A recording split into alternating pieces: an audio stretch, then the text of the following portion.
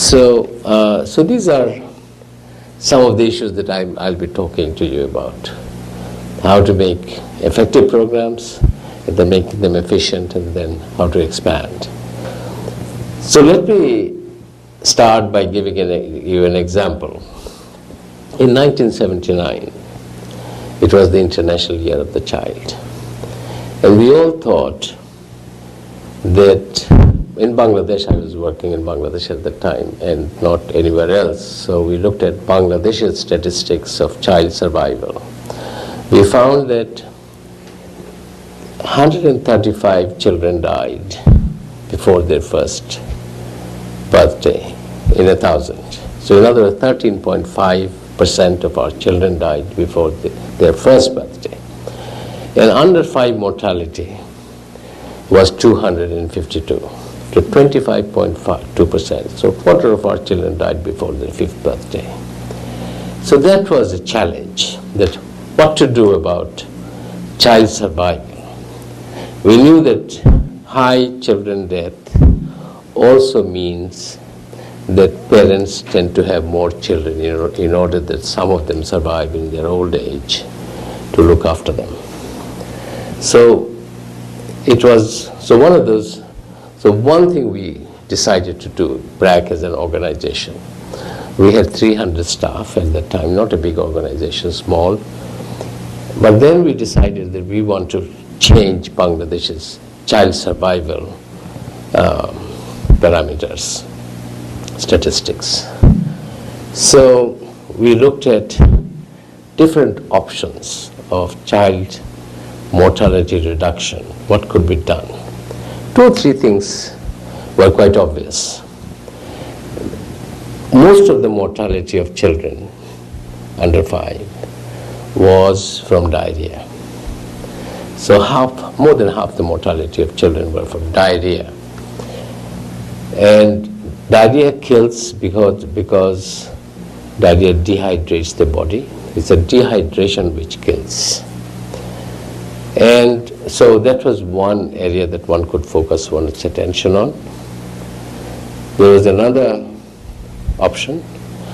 If you could immunize all the children from 6 deadly diseases, tuberculosis, tetanus, diphtheria, pertussis, polio, and measles. If we could provide DPT, BCG, polio, and measles, we could cut down infant mortality dramatically.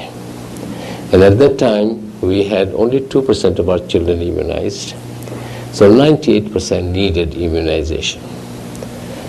So we had 2 options to try and improve or cut down, reduce child mortality.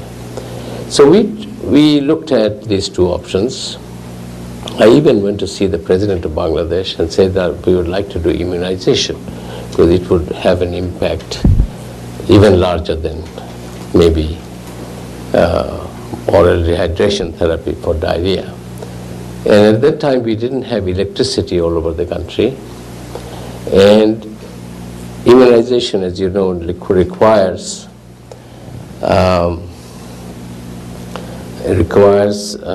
cold chain maintenance. The vaccines go bad if you don't keep it under a certain temperature. So cold chain maintenance became one of the biggest problems in Bangladesh at the time. We didn't have electricity everywhere. So how do you keep the vaccines potent? So that was one of the biggest problems. And so the president said, we are going to do electrifying all the sub-districts in Bangladesh within 5 years. So wait for 5 years before we are prepared for an immunization program. Do something else. So something else happened to be to us oral rehydration therapy for diarrhea. So we decided to go to every household in rural Bangladesh, teach one woman in every household how to make oral rehydration fluid at home and how to administer it. So we recruited 200 staff We call them oral rehydration workers, who would go from house to house, teach one woman in every household. 10 different messages were supposed to be transmitted.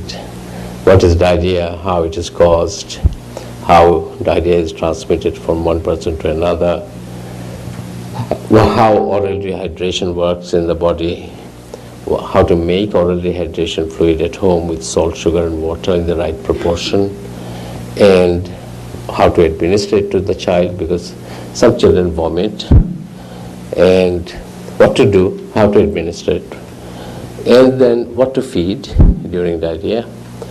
There is a tendency to stop feeding altogether, that the child becomes even more malnourished.